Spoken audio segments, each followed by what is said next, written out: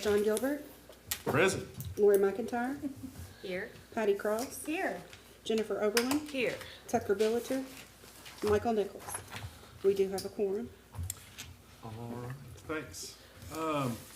With that, the next item on the agenda is the approval minutes. In your package, you should have had those minutes. Anybody have any questions on those?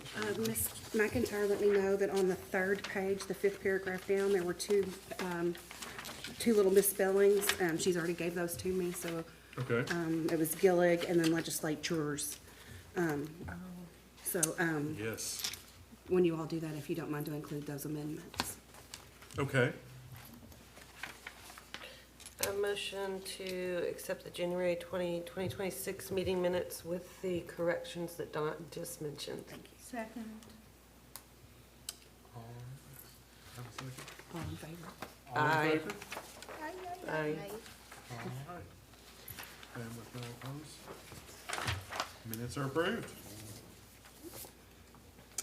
All right, and with that, the next item on the agenda is chairperson report and administrative approvals.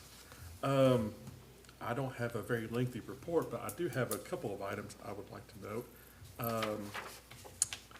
We occasionally receive continuing ed credits, and I was able to do the one.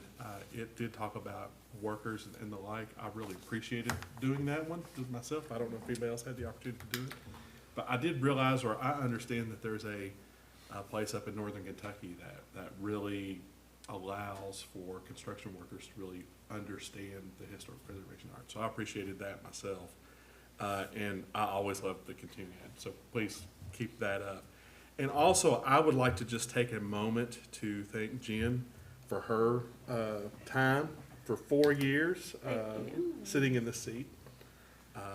I thank you very much for that time. I appreciate it, guys. Thank you. So, thank you for that, yes.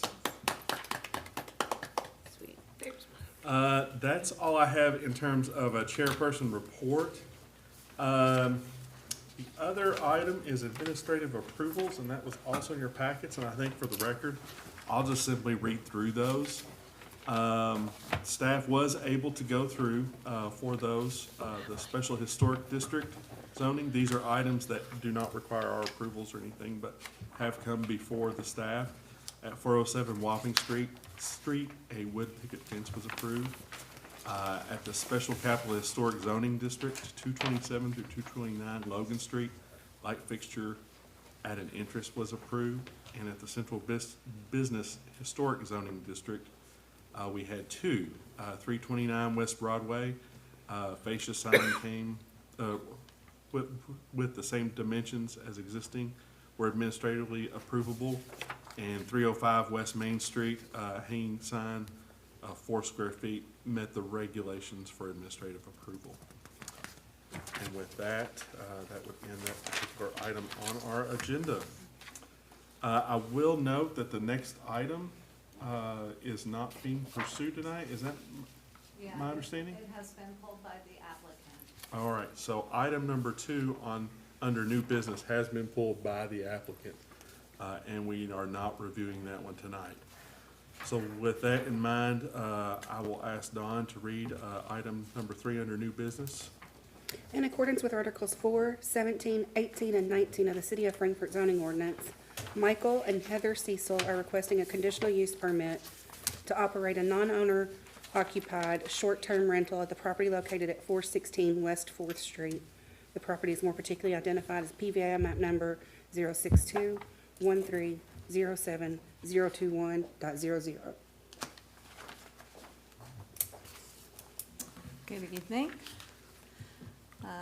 Our first case tonight is in the Special Capital Historic Zoning District, and my slides are frozen. Hey, Judge, I can't get the, it worked before. There we go. Thank you. Whoops.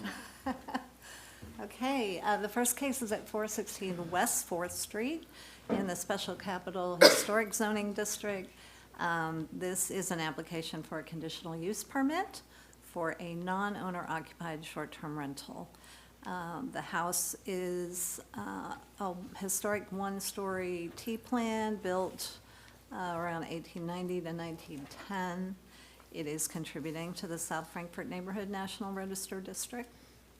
Now, we do have a cap in place in South Frankfort, which amounts to 5% of the total dwelling units, and that would make the cap 56 for short-term rentals in that zoning district.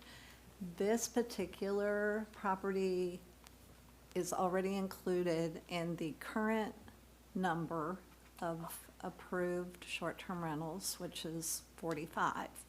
So this one was registered before we put that cap in place. It's already been operating as a short-term rental, and the reason it's coming before you tonight is that that conditional use does not transfer when the property is sold. And so we have a new owner, and they are bringing the application tonight. Again, this will not increase the current number of short-term rentals. It will remain at 45 if this is approved. So this application does comply with the existing zoning regulations, parking requirements, the comp plan, and we are recommending approval with conditions. Here's a PVA map so you can get a better idea of where it's located on West 4th Street. Here are some additional photos of the front and the rear of the property, as well as some neighborhood photos. This is on the south side of West 4th Street. In the upper left corner there's a little blue house. It's like the second one in from the corner. That is also being operated as a short-term rental. That is the only other one on this block. And here are some photos of the north side of the street. The findings for the general conditions that must be met in Article 19 for conditional use are all positive findings for all of the relevant items. And again, we are recommending approval in accordance with the suggested findings on page 4 and 5, and the recommended conditions on page 5, which are also listed here. And I'd be happy to answer any questions if I can. Do you have any questions? All right, thank you, Vicki. Is anybody here to represent the applicant? Please come up. Please state your name and your residence. Sure. My name is James Wilcox. I currently live at 865 McFadden Station in Bowling Green, Kentucky. All right, and did you receive the packet, Yes. the information, Yes, sir. findings of fact? and all that? Thank you. And do you agree with the information provided? I do. I'm here representing the Cecils. I do have the POA for that. I'm their real estate agent with eXp Realty, working this transaction for this. If there's any questions, I'm happy to answer those, though, to the best of my ability to know. Any questions?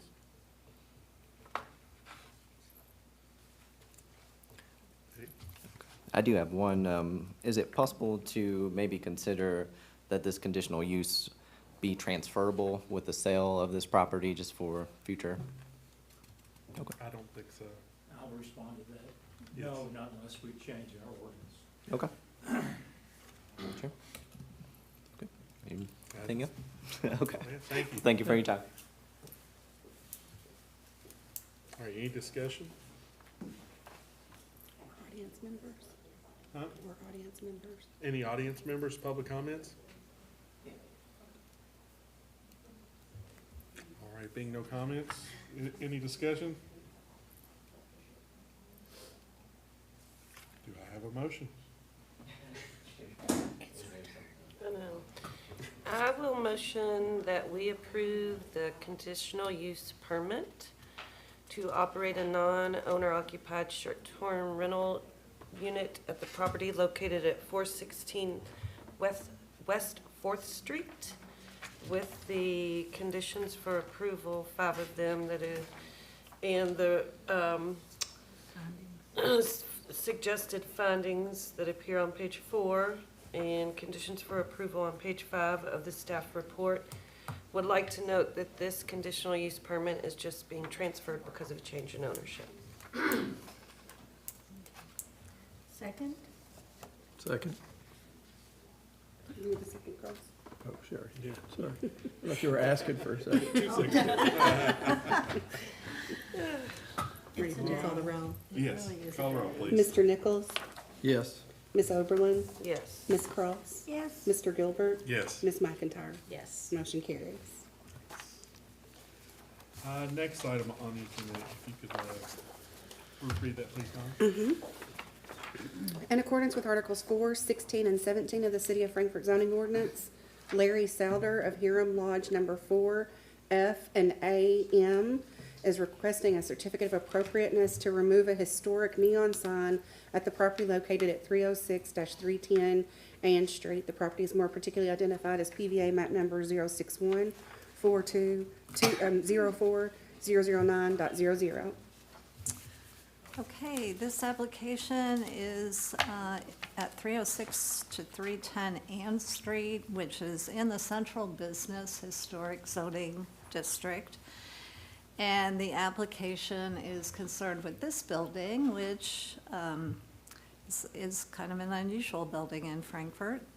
This is the Masonic Temple building, built in 1893 in the Richardsonian Romanesque style, which is rare, especially in Frankfurt. I'm not really aware that there is another example of this style, but it's very appropriate for a Masonic temple because the focus is really on masonry and the decorative features of the masonry construction. This building is very heavily embellished with decorative features. It is considered contributing to the Central Business and Central Frankfurt National Register districts.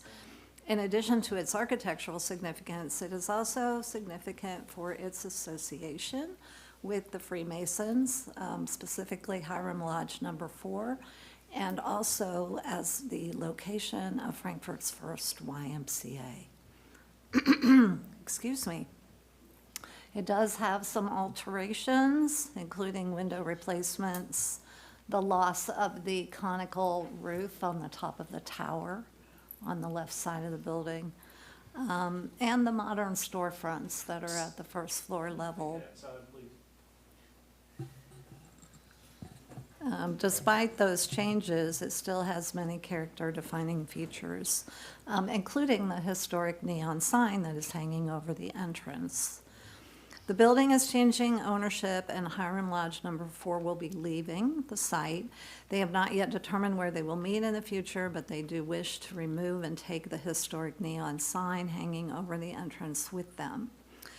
Because the sign has been hanging in its location for more than 75 years, it has achieved historic significance in its own right, and it was documented in photos that were included with the National Register nomination prepared in the 1970s. Of course, that nomination was the basis for the local historic district designation. So that is relevant. I think that the photo was included among many others of the district that helped to establish what the character was in the district at the time of the listing. The removal of the sign, in staff's opinion, would have a negative impact on the integrity of the building and the district as a whole.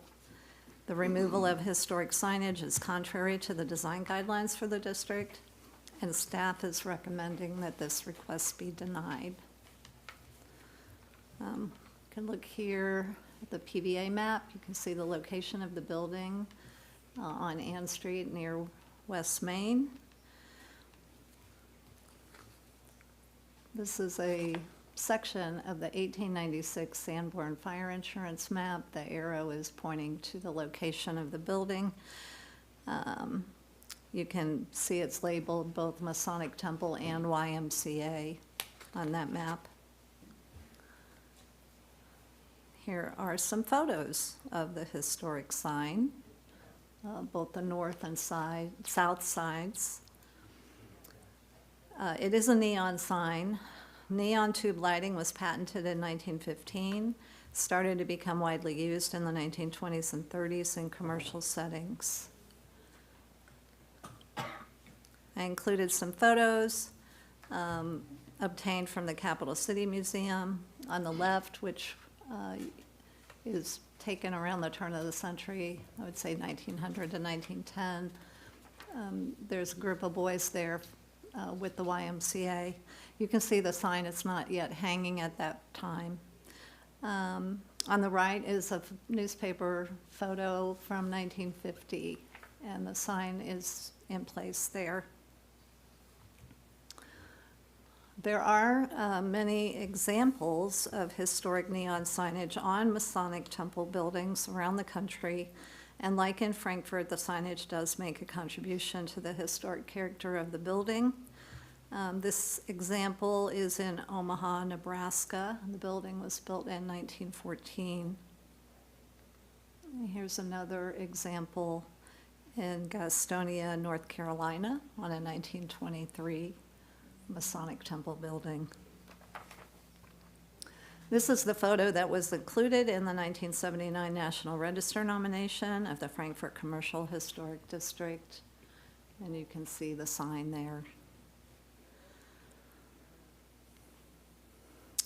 We have another example of historic neon signage in the district. This sign is also considered to be a contributing feature of our central business zoning district. This sign was associated with Selbert's Jewelers, which is no longer there on St. Clair Street, but the sign is iconic. It does contribute to our sense of place.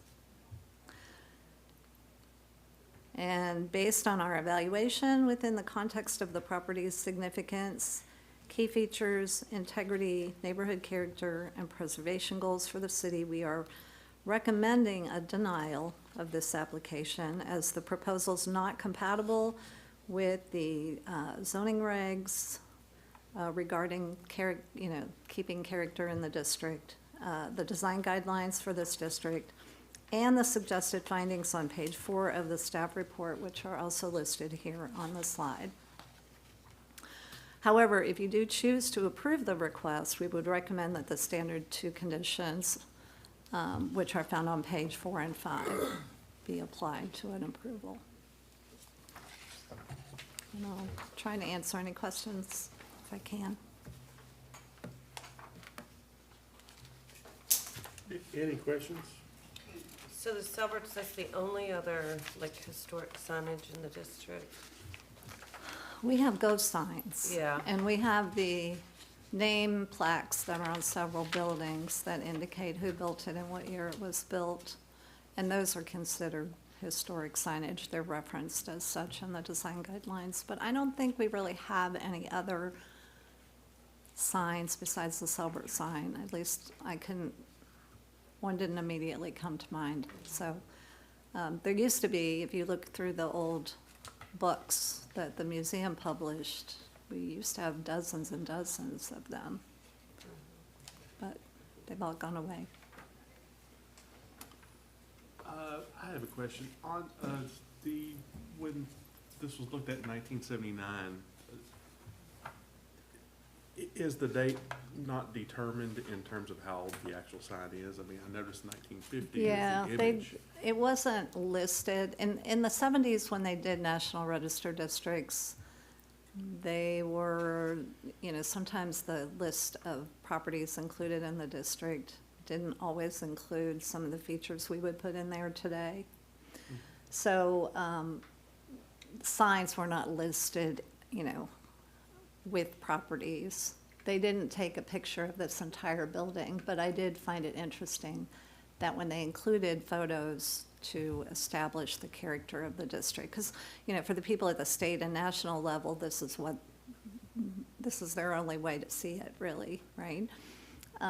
They did include this photo, which is really focused on the entrance, including the sign, which in my estimation, I would say is probably from the 30s, could be from the 20s, but it's been there a long time. I looked through the street file. There was a restoration of this sign done in the early 2000s. And at that time, the permit was issued, but it was conditioned on nothing changing about the sign. It was being treated like any other character-defining feature of the historic building.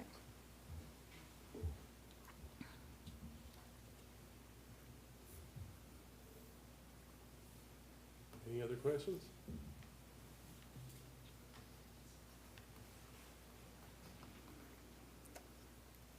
Thank you. All right. And is anyone here to represent? Please state your name and address. All right, my name is Mike Barnes. I live at 867 Ridgeview Drive here in Frankfort, Kentucky. Thank you. And do you have any comments you'd like to? Yeah, if you don't mind, and thanks for having us out tonight. Let me first start by saying, as a real estate broker, this is not, the closing will not be a time of joy for us. This is not something that we necessarily really wanted to do, but just it doesn't suit our needs and our ability to support that type structure. So we've kind of decided to get ahead of the potential problem down the road and go ahead, and we do have a sales contract on the building with a new location to be determined.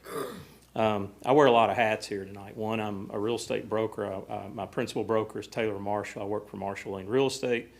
I'm also a 30-year member of this organization. I went to Franklin County. I was actually born in the old hospital about 2 blocks from here. So I don't think you can get any, with 6 generations or so of family here, I don't think you can be any more from here than me. So I feel like I can also share from at least this citizen's perspective on it.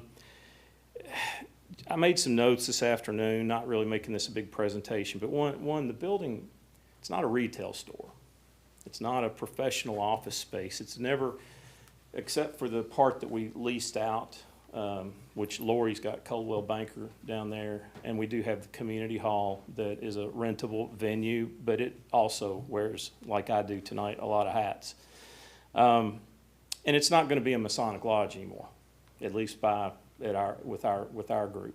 And so I kind of wanted to comment on, I think that's why this sign is different and should be allowed to go with us. One, I don't consider it real property. I don't think it's part of the real estate. Now, we're not asking to come in and where you see on the front fascia there, the concrete and where, it's the lettering and all that. We're not coming in with a sandblaster to try to remove any evidence that we were there. But if you look at the sign, it's not even actually affixed, in my mind, to the building itself. It's on a pole. It's hanging out there as a piece of personal property. And here's the other thing about this sign. I don't know if anybody else besides myself and Larry Souder here know what actually when those light up, what that means. It has to do with the different Masonic bodies who meet there, and we turn on the light according to who's meeting there that night as a sign to members that, hey, this is your meeting night. To the general public, it's only on when we meet. So it doesn't even have a real relevance to anybody walking by unless you happen to be a member of one of the Masonic organizations. It was never meant to be advertising. Like if you look at that, and I guess that sign was taken down where it says J.C. Yeagle, that was advertising a retail store. Our sign doesn't do that. That's who we are. I wear the same emblem on my ring that you'll find on that sign. So this is very personal to us. So in my mind, it is personal property. It gives directions to the members, not the public. I think it's actually a disservice to any potential new owner, potentially, because they may want that space for their own signage. And also, I think it can create some confusion about what is at that building. The other thing is because it is very personal to us, we can't do anything about the concrete emblems on the building, but the sign, and you can probably hear a little bit of the passion and emotion in my voice. you know, we're very protective and proud of who we are. And we don't want to leave anything behind that would confuse anybody as to our reputation or who we stand for based on, with us being absent there. So if Larry wants to add anything to it, that would be fine. But that's really all I've got. And just ask you, and just let us take our sign, please. Thank you. Thank you. Did y'all have any questions for? Maybe this question is, We do have a question or two. Mike, can I ask you a question? Yes, sir, I stand, I don't do this. They're going to That's stay. That's all fine. right, I understand if there's a, I Yes, just sir. want, are you all going to remove the sign and take it with you to either a new location or storage or preservation of the sign? That is our plan, sir. Yes. Now, where we go is still undetermined. We have only so much resources, and of course, we may be back in front of you all asking permission to hang it somewhere else. But we're not, it's not going to the dumpster, at least by my hand. No, sir. And that sign obviously is owned by the lodge itself, it's the property of the lodge. Yes, sir. Correct. Yes, sir. Thank you. what about, has there been any discussion with the buyer about the sign? Yes, ma'am. In fact, I brought a copy of the contract as proof. It's contractual that we keep it. They didn't have any issue with that at all. And I talked to their agent this afternoon. I don't want to convey anything incorrectly, but so I won't try to quote, but the impression of the call was the buyer has zero interest in it, and that's why it was in the contract that we would take it with us.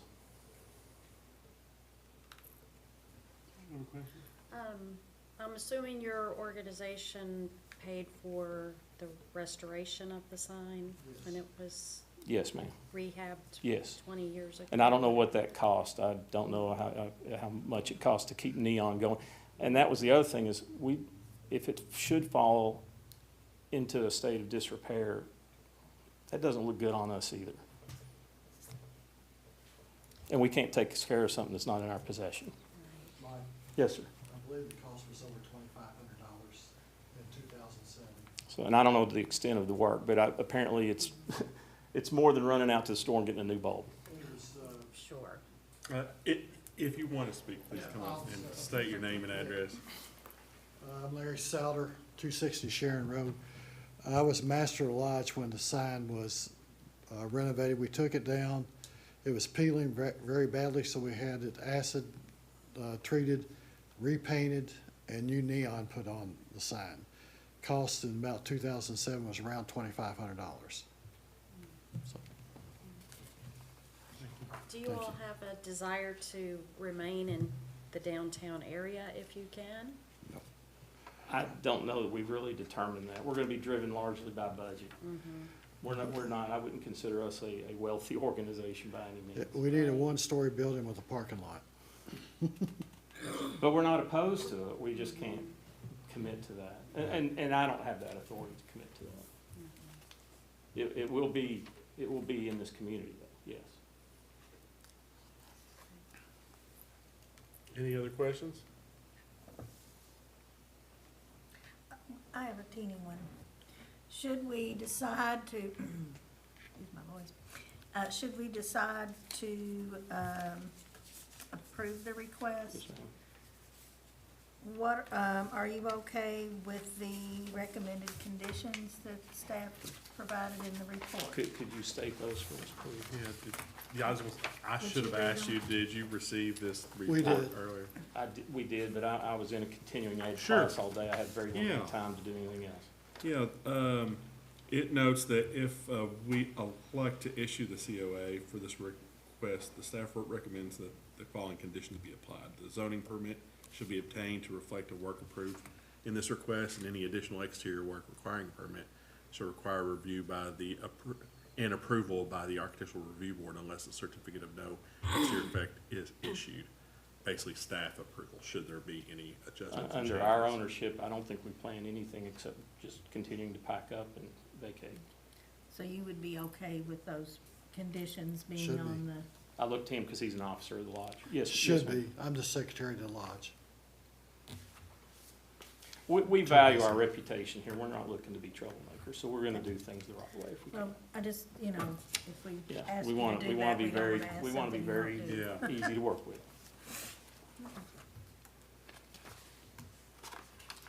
Anything else? Thank you, gentlemen. Thank you.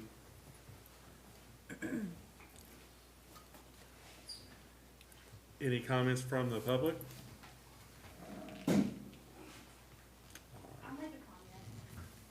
Go for it. Name and address, please, before you make a comment.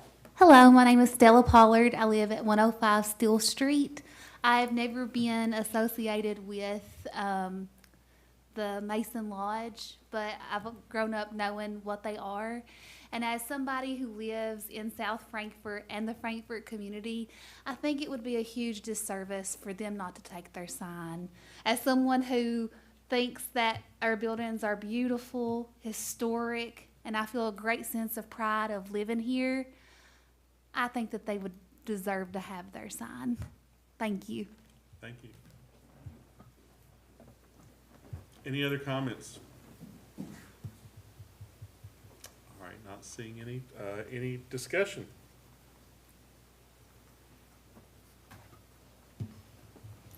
I can definitely see both sides of the situation. I know, I feel it too, Lori.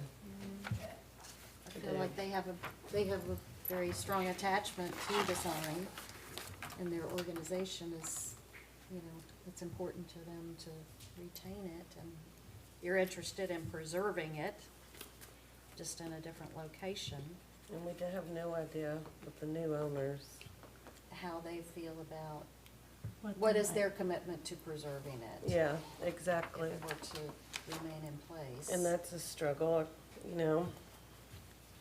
But I also do think, my grandmother's house was on N Street, and I remember that sign for a very long time, maybe the majority of my life. So I feel it both ways.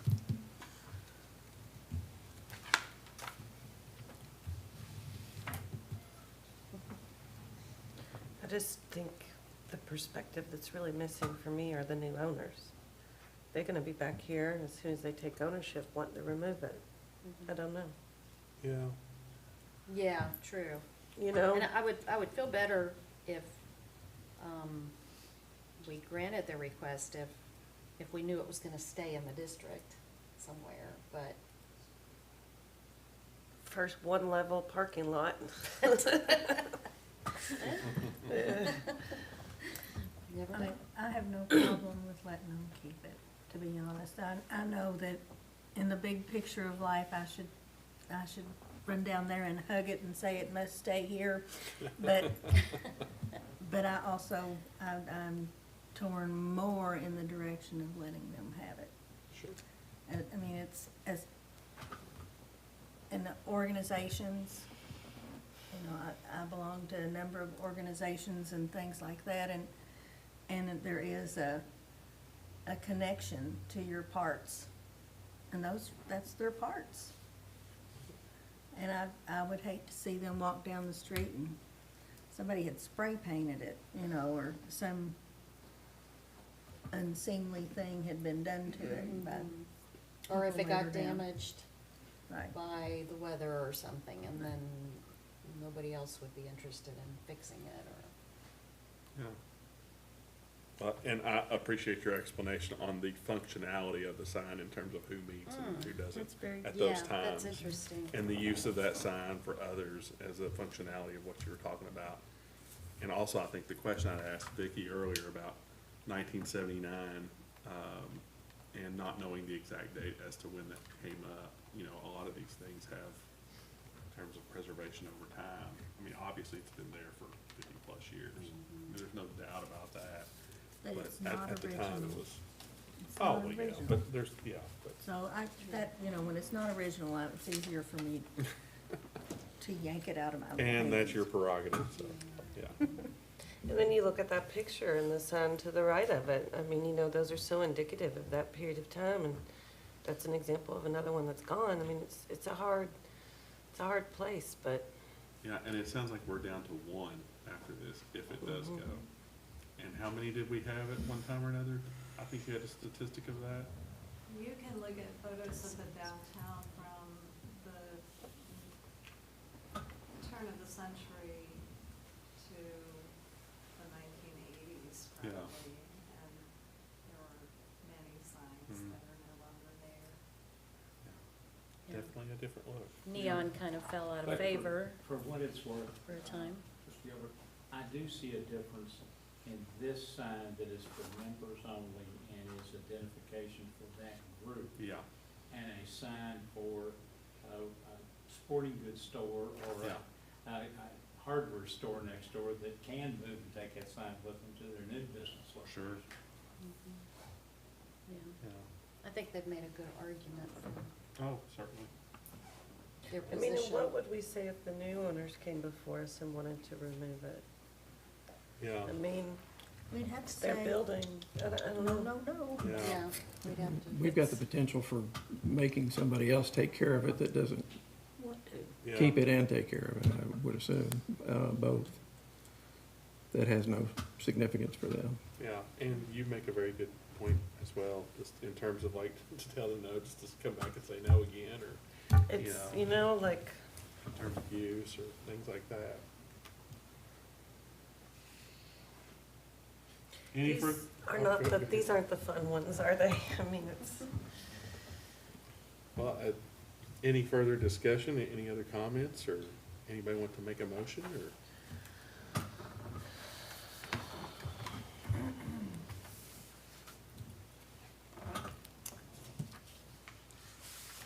okay, so we'd be granting.